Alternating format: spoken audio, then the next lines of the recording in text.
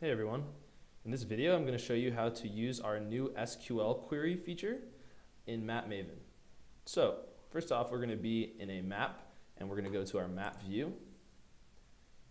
And from there, we're going to choose whatever layer we're looking to do the query on. So in this case, we're looking at a map of the 2008 presidential election votes.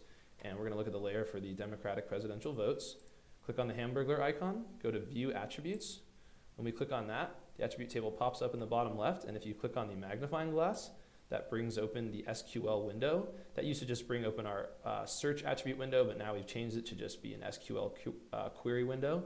So within this window, you can choose to add multiple conditions as well as multiple groups. So we can have one group based on searching for all of the following conditions, and then the next group can just be that any of the conditions must match, and then you can add the number of different conditions to each group. So for example, if we wanted to filter based on the number of votes for Democrat being greater than 500 for that voter box, we can do that, click execute, and then we can also see that if we wanted to do a manual SQL search, we can type that code in ourselves. You can see that this is how it works.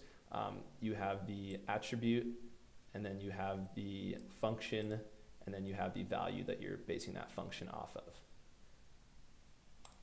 Also, we can order based on whatever attribute we want just from this window rather than doing the order manually within the attribute table itself.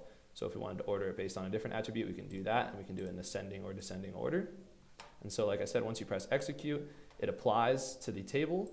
And if we go to the table, we have a newly added expand button, which allows you to expand your attribute table to full screen and easier look at your attributes. So now if we want to double check to see how that query worked, we can just scroll over to our values for presidential votes for Democrats.